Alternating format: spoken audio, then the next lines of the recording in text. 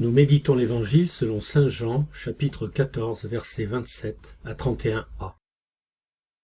L'Église avance entre les persécutions du monde et les consolations de Dieu. Je vous laisse la paix, je vous donne ma paix. Ce n'est pas la manière du monde que je vous la donne. Que votre cœur ne soit pas bouleversé ni effrayé. Vous avez entendu ce que je vous ai dit, je m'en vais et je reviens vers vous. Si vous m'aimiez, vous seriez dans la joie puisque je pars vers le Père, car le Père est plus grand que moi. Je vous ai dit ces choses maintenant, avant qu'elles arrivent. Ainsi, lorsqu'elles arriveront, vous croirez. Désormais, je ne parlerai plus beaucoup avec vous, car il vient le prince du monde. Certes, sur moi il n'a aucune prise, mais il faut que le monde sache que j'aime le Père, et que je fais comme le Père me l'a commandé.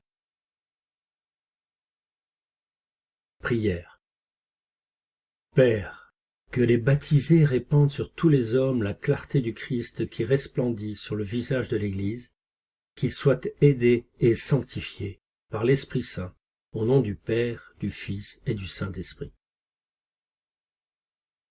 Demande. Seigneur, que la joie de l'Évangile nous console et fortifie au milieu des persécutions que subit ton Église. Donne-nous la paix. Première réflexion.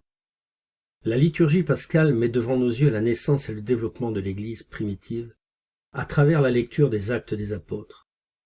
Il est important de revenir à ces textes pour animer notre tâche missionnaire et, surtout, pour découvrir l'action de l'Esprit au début de l'Église.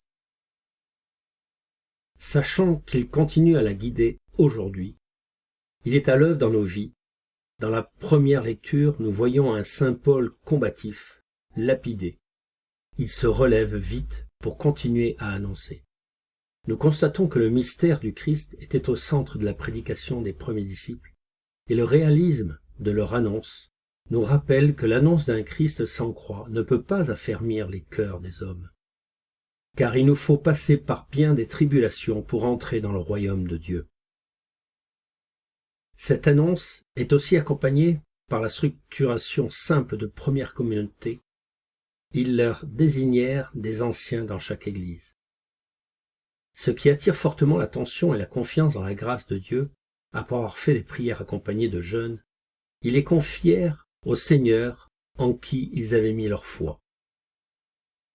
La mission est avant tout une œuvre de la grâce, et ceux qui en font l'expérience ne peuvent pas s'empêcher de raconter et de partager avec les frères les œuvres que le Seigneur accomplit à travers eux. À leur arrivée, ils réunirent l'Église et se mirent à rapporter tout ce que Dieu avait fait avec eux, comment il avait ouvert aux païens la porte de la foi. Deuxième réflexion. Que tes œuvres, Seigneur, te rendent grâce et que les fidèles te bénissent. Ils diront la gloire de ton règne, ils parleront de tes exploits. Le psalmiste traduit les sentiments du cœur du disciple qui apprend à découvrir la main du Seigneur dans la vie de l'Église.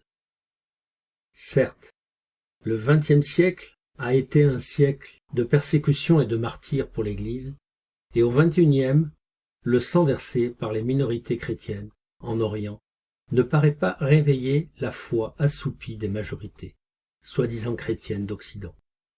Le prince de ce monde veut nous voler l'espérance, mais au milieu des persécutions, Dieu nous offre tant des consolations. Attention à ne pas confondre consolation et sentiment. Ce matin, précisément, l'Évangile est une consolation pour nous, disciples engagés au service de l'évangélisation, appelés à découvrir la main de Dieu dans l'histoire et à nous en réjouir. Troisième réflexion. Je vous laisse la paix, c'est ma paix que je vous donne. Je ne vous la donne pas comme le monde la donne. Que votre cœur ne se trouble ni ne s'effraie. Notre consolation est une réalité et une conviction. Jésus se bat aujourd'hui à notre côté. Sa présence nous rassure et la promesse de l'assistance de l'Esprit Saint nous fortifie. La paix que Jésus veut nous offrir n'est pas un état de nirvana, mais la participation réelle au mystère de sa croix et de sa résurrection. Cette force intérieure qui portait Paul et Barnabé à annoncer sans se lasser. Le prince de ce monde n'a aucune prise sur Jésus.